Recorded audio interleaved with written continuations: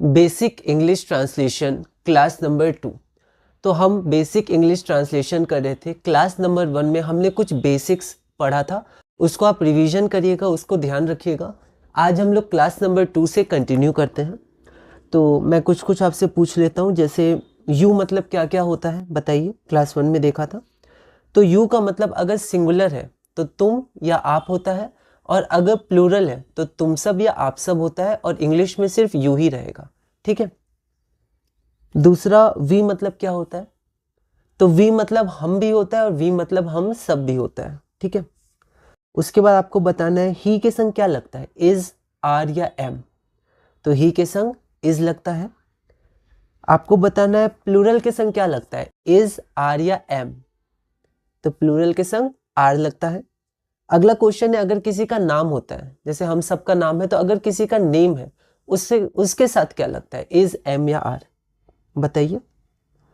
तो अगर नेम है उसको सिंगुलर माना जाता है और उसके संग हमारा क्या होता है, इज लगता है। पर अगर दो या दो से ज्यादा नेम हो, ठीक है, तो उसके संग आर लगता है, अगर एंड के साथ हो। ठीक है, जैसे ए एंड बी। ठीक है, तो जब दो नाम एक साथ हो तब हमारा आर लगता है। पर अगर कोई सिंपल एक ही नाम हमारे पास हो तो हमारा इज लगता है। ठीक है। उसके बाद आपको बताना है कि जो हमारा इंग्लिश है उसमें कौन सा सिंटेक्स फॉलो होता है, एसवीओ सब्जेक्ट वर्ब ऑब्जेक्ट या एसओवी सब्जेक्ट ऑब्जेक्ट वर्ब। तो वैसे ये ग्रामर का है, पर फिर भी आपको ध्यान रखना है जो हमारी इंग्लिश लैंग्वेज है उसमें सब्जेक्ट वर्ब ऑब्जेक्ट एसवीओ का यूज होता है। और हमारी जो हिंदी लैंग्वेज है उस हिंदी लैंग्वेज में किसका यूज होता है आपको बताना है। तो हिंदी लैंग्वेज में एसओवी होता है, सब्जेक्ट ऑब्जेक्ट और वर्ब। ठीक है। उसके बाद मैं आपसे पूछता हूं हिंदी में, आपको इंग्लिश में बताना है। हम विद्यार्थी हैं, हम विद्यार्थी हैं। तो वी स्टूडेंट्स आर, इसको थोड़ा पलट के लिख देंगे, घुमा देंगे, क्योंकि हमारा एसवीओ होता है तो वी आर स्टूडेंट्स। अगला क्वेश्चन है, यह मजबूत है, यह मजबूत है, इसका इंग्लिश बताइए। तो इट इज स्ट्रॉन्ग या दिस इज स्ट्रॉन्ग। ठीक है। वह दयालु है, वह दयालु है। तो वैसे वह का मतलब दैट भी होता है, हम लोग देखेंगे, पर यहाँ पर वो इंसान के लिए यूज हो रहा है तो वह ही या शी लगाएंगे, क्योंकि यहाँ पर हमें पता नहीं चल रहा है हिंदी से, क्योंकि हिंदी में वह का मतलब ही भी हो सकता है, शी भी हो सकता है, इट भी हो सकता है। यहाँ पर इंसान है तो इट तो नहीं होगा, पर ही या शी में कुछ भी हो सकता है। तो वह के लिए आप ही इज काइंड या फिर शी इज काइंड लिख सकते हैं। तो एक मैंने आपको होमवर्क दिया था, वो होमवर्क अब हम लोग डिस्कस करते हैं और हम लोग अपनी क्लास नंबर 2 को शुरू करते हैं। हमारा होमवर्क क्या था, क्वेश्चन नंबर 4 था। क्वेश्चन नंबर 4 क्या है हमारे पास, वे बीमार है। तो हमारे पास क्या है, वे बीमार है। ठीक है। तो यहाँ पर वे या वे सब भी हम लोग लिख सकते हैं, बीमार है। ठीक है।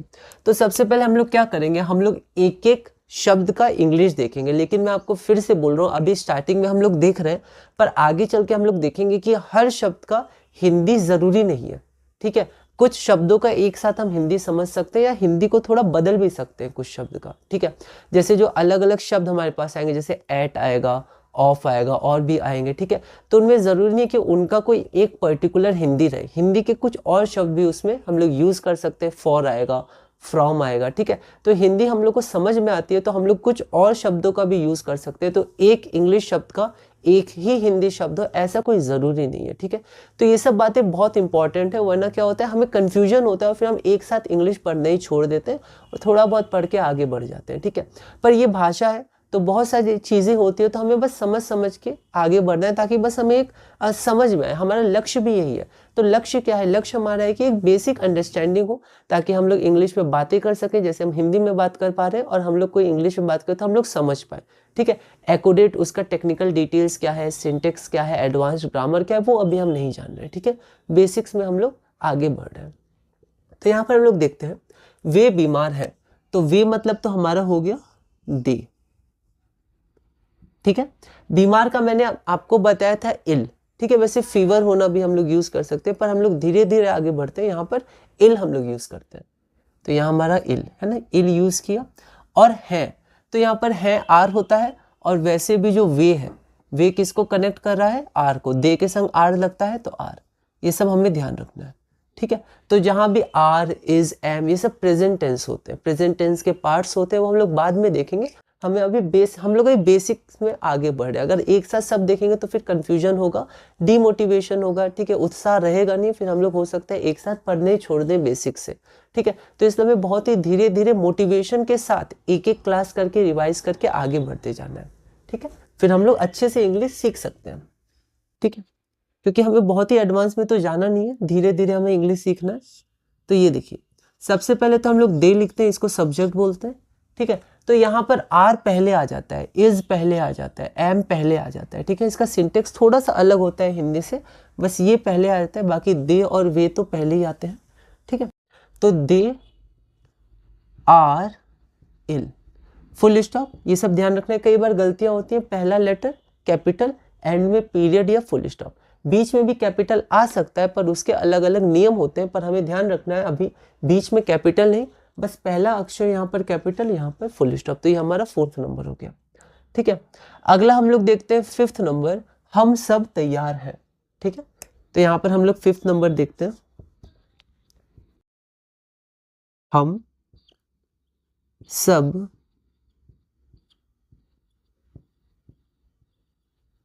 तैयार है,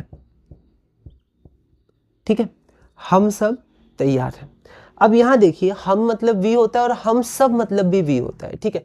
वैसे सब हम लोग ऑल भी यूज कर सकते हैं, वी ऑल, ठीक है, पर वी भी यूज कर सकते हैं, कोई दिक्कत नहीं है। तो यहाँ देखिए, इन दोनों शब्दों के लिए मैं सिर्फ वी का यूज कर रहा हूँ, कोई दिक्कत नहीं। आप वी ऑल भी कर सकते हैं, वी मतलब हम, ऑल मतलब सब, लेकिन आप वी भी करिएगा तो ये गलत नहीं होगा। इसलिए हिंदी के एक दो या कुछ शब्दों के लिए एक इंग्लिश का शब्द हो सकता है, कोई दिक्कत नहीं है ना। ऐसा जरूरी नहीं है, ऐसा जरूरी नहीं है कि हर बार एक हिंदी का एक इंग्लिश आपको मिले ही मिले। जनरली मिलता है, वैसे हम लोग समझ के आगे बढ़ते हैं, पर जब हम लोग टॉकिंग करते हैं या जब समझते हैं बेसिक्स में, तो फिर हम लोग उतना ध्यान नहीं देते। कुछ हिंदी के शब्दों का एक इंग्लिश शब्द, कुछ इंग्लिश के शब्दों का एक हिंदी शब्द करके आगे बढ़ सकते हैं, ठीक है। पर अभी हम लोग धीरे धीरे आगे बढ़ेंगे। तो हम सब के लिए मैंने वी का प्रयोग किया। यहाँ पर तैयार, तो तैयार मतलब रेडी, ठीक है, रेडी। और जो है मतलब क्या हो गया, आर हो गया। इसको थोड़ा सा हम लोग घुमा देंगे, तो वी को तो हम लोग क्या लिखेंगे, वी को तो हम लोग वी ही लिखेंगे, तो ये हो जाएगा वी। उसके बाद हम लोग आर यहाँ पर रखेंगे, तो वी आर रेडी। फिर हम लोग ध्यान रखेंगे लास्ट में हम लोग फुल स्टॉप, पहला अक्षर कैपिटल, ठीक है। तो ये हमारे पास हो गया। ऐसे धीरे धीरे हम लोग अब आगे बढ़ते हैं। आगे हमारे पास क्या है, तो आगे हमारे पास है क्वेश्चन नंबर 6। अब मैं क्या करूंगा, अब मैं आपको इंग्लिश के शब्द दूंगा, मतलब सॉरी, इंग्लिश के सेंटेंस दूंगा, ठीक है। सेंटेंस क्या होता है आप बताइए, ठीक है। वैसे हम लोग बेसिक इंग्लिश ग्रामर में ये पढ़े हैं, पर फिर भी एक बार आप बताइए सेंटेंस होते क्या है। तो सेंटेंस होते हैं या वाक्य होते हैं शब्दों के समूह जिसका एक अर्थ हमें मिले, ठीक है। ये शब्द हुआ वी आर रेडी, तो ये शब्द है, ये शब्दों के ग्रुप है, समूह है, इनसे एक हमें मैसेज मिल रहा है, इंफॉर्मेशन मिल रहा है कि हम सब तैयार हैं, ठीक है। तो आगे बढ़ते हैं हम लोग। अगला हमारा है क्वेश्चन नंबर 6। क्वेश्चन नंबर 6 हमारे पास है। अब मैं इंग्लिश में लिखूंगा और उसका हम लोग देखेंगे हम लोग हिंदी कैसे इसमें बदल सकते हैं। द चिल्ड्रन आर हैप्पी, तो यहां मैंने लिखा the children are happy, full stop, पहला लेटर कैपिटल। ये सब इंपॉर्टेंट है, लिखते समय हमें ध्यान रखना है, ठीक है। एग्जाम में भी हम लिखें या खुद के नोट्स में भी लिखें तो हम लोग को ध्यान देना है। अगर आप बुक्स भी पढ़ेंगे तो वहाँ ये सब अच्छे से फॉलो किया जाता है, क्योंकि रूल्स हैं लिखने के, इन्हें हमें ध्यान रखना है, ठीक है। तो यहाँ हम लोग देखते हैं द चिल्ड्रन आर रेडी। तो अगर हम लोग यहाँ देखिए द चिल्ड्रन, ठीक है। अब देखिए ये जो द है ना, इसमें कंफ्यूजन होता है। देखिए वैसे द का मतलब तो होता है वे, कई बार वे होता है, ठीक है, मतलब उन बच्चों के बारे में जिसके बारे में पहले जिक्र किया गया है, ठीक है। तो द मतलब वे भी होता है, वे बच्चे, ठीक है। लेकिन कई बार हम लोग द को हिंदी में वे छोड़ के, द को छोड़ के जो हमारे पास अगला है उसी के संग हिंदी शुरू कर सकते हैं, कोई दिक्कत नहीं है हमारे पास। द के ऐसे भी प्रयोग होते हैं जिसमें द का कोई पर्टिकुलर अर्थ नहीं होता है, ठीक है। इसलिए अभी हम लोग क्या करेंगे, द को छोड़ देंगे, अभी छोड़ देंगे, हम लोग यहाँ से हिंदी बनाएंगे, ठीक है। पर जनरली जब हम लोग इंग्लिश लिखते हैं तो द, अ, एन, ये सब हम लोग जोड़ देते हैं, इनके अर्थ होते भी और कहीं कहीं पर नहीं भी होते। तो अभी हम लोग सिर्फ क्या करते हैं, हम लोग हिंदी के लिए बेसिक्स में आगे बढ़ रहे हैं, तो चिल्ड्रन से शुरू करेंगे। तो चिल्ड्रन हमारे पास क्या होता है, बच्चे, ये प्लूरल है, ठीक है। और प्लूरल के संग आर लगता है, आपको ध्यान होगा, हमने देखा है। तो बच्चे, आर मतलब हैं, ठीक है। और हैप्पी मतलब खुश या प्रसन्न, खुश। अब हिंदी में हम लोग क्या करते हैं, हिंदी में भी ऐसे कन्वर्ट कर देते हैं, क्योंकि लास्ट में हमारा वी और ओ वी इसमें अंतर आता है। ठीक है, तो हिंदी में क्या होता है, ये पहले आता है और जो वर्ब है वो बाद में आता है। तो थोड़ा सा हिंदी में घुमा सकते हैं, हम लोग समझ जाएंगे हिंदी, क्योंकि हमें आती है तो हम लोग अपने से इसको घुमा सकते हैं। तो यहाँ पर हम लोग इसको लिखेंगे, बच्चे खुश हैं। ठीक है, ये हमारा हो गया। अगला क्वेश्चन हम लोग देखते हैं। अगला क्वेश्चन हमारे पास क्या है, अगला क्वेश्चन हमारे पास है, वह एक डॉक्टर है, वह एक डॉक्टर, वह एक डॉक्टर है। तो यहां हम लोग देखते हैं। अब देखिए, वह के लिए हमने क्या क्या देखा है अभी, ही, शी और इट। तो अभी हम लोग उसी में आगे बढ़ेंगे जो हम पहले पढ़ चुके हैं। ठीक है, तो हमने पढ़ा है पिछले क्लास में, वह मतलब ही, शी और इट होता है। तो यहाँ पर इट तो होगा नहीं, क्योंकि किसी इंसान के लिए प्रयोग हो रहा है डॉक्टर, तो ही हो सकता है शी। और इससे हमें पता नहीं चल रहा है कि वो लड़का है या लड़की है, ठीक है, मेल है या फीमेल है, तो हम लोग दोनों का यूज कर सकते हैं। तो हम लोग वह के लिए ही या फिर शी दोनों का प्रयोग कर सकते हैं। एक मतलब अ होता है, वन मतलब भी होता है एक, ठीक है, लेकिन यहाँ पर ए यूज करते हैं यहाँ पर। ठीक है, ये हमारा डॉक्टर, ये क्या है, काउंटेबल अनकाउंटेबल नाउंस, ये सब हम ग्रामर में स्टडी करेंगे। ठीक है, तो डॉक्टर ये हमारा क्या है, सिंगुलर है, और यहाँ पर ए यूज होता है, काउंटेबल है। ठीक है, तो ए डॉक्टर, ए टीचर, ठीक है, तो ऐसे करके होता है ए। उसके बाद डॉक्टर, तो डॉक्टर को हम लोग डॉक्टर लिख सकते हैं। ठीक है, तो यहाँ पर कई सारे ना इंग्लिश के जो हमारे शब्द होते हैं उसको डायरेक्ट हिंदी में प्रयोग कर लिया जाता है, कोई दिक्कत नहीं है। ठीक है, इसका हिंदी भी होता है, ठीक है, डॉक्टर का, पर जनरली हिंदी का ऐसे यूज कर लिया जाता है इंग्लिश वाले में, कोई दिक्कत नहीं है। अब ही और शी के संग इज आता है तो इज। ठीक है, तो ही, शी और डॉक्टर इज। ठीक है, तो ये ग्रुप ऑफ वर्ड्स तो है, लेकिन इनसे करेक्ट मीनिंग जब निकालने के लिए, करेक्ट मीनिंग हमें बोलने के लिए हमें करेक्ट वे में भी, सिंटेक्स में भी बोलना पड़ता है। तो ये जो शब्द है इनका एक पर्टिकुलर सिंटेक्स होता है, कौन कहाँ पर आएगा। ठीक है, तो इसको हल्का सा अगर हम लोग कन्वर्ट कर दें तो हम लोग इसका मीनिंग देख सकते हैं। तो यहाँ पर अगर ही इसमें से पहले चुने तो ही, फिर इज पहले आएगा, इज अ डॉक्टर। ठीक है, तो ये हमारा हो गया सब्जेक्ट, इज वर्ब, और ये हमारा ऑब्जेक्ट। अब शी भी हो सकता है, तो यहाँ पर आ जाएगा शी इज अ डॉक्टर। ठीक है, तो ये हमारा क्वेश्चन 7 हुआ। हमारे पास 3 क्वेश्चन और है, वो 3 क्वेश्चन भी हम लोग कर लेते हैं। उसके बाद हमारे पास एक्सरसाइज है, मतलब मैंने 10 क्वेश्चन दिए हैं, उसमें से कुछ हिंदी टू इंग्लिश है, फिर इंग्लिश टू हिंदी है, उसको आप देखिएगा और फिर हम लोग आगे बढ़ेंगे। तो हमारे पास अगला क्वेश्चन क्या है, question number 8, they are healthy. तो फिर से हमारे पास इंग्लिश आ गया, दे आर हेल्दी। तो ये हो गया हमारे पास दे, उसके बाद हो गया आर, उसके बाद हेल्दी, दे आर हेल्दी। ठीक है, तो इसको हम लोग देखते हैं। सबसे पहले दे मतलब वे भी हो सकता है, दे मतलब वे सब भी हो सकता है। ठीक है, तो यहाँ पर मैं दे मतलब वे ही के साथ आगे बढ़ रहा हूँ। आर मतलब हमने देखा था होता है। ठीक है, और हेल्दी मतलब क्या होता है, हेल्दी मतलब होता है स्वस्थ। तो ये सब क्या है ना, अलग से आप नोट भी कर लीजिएगा।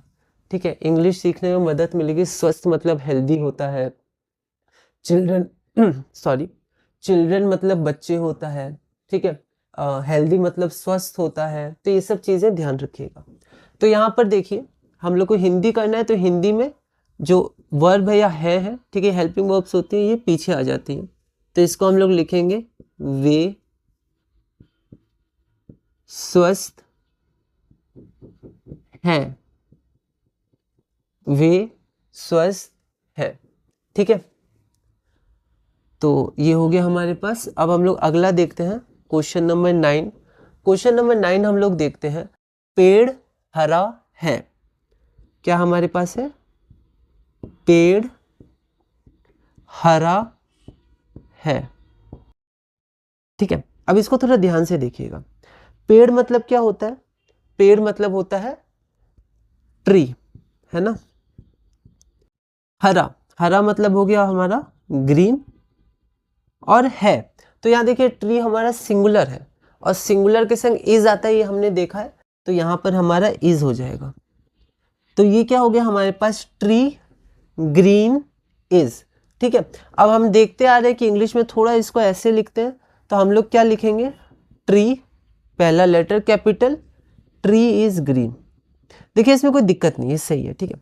लेकिन जनरली हमारे पास ये नाउन है, इसके आगे अ या द या एन, तो ए एन द कुछ यूज कर लिया जाता है, तो जनरली हम लोग द यूज कर लेते हैं, द ट्री इज ग्रीन।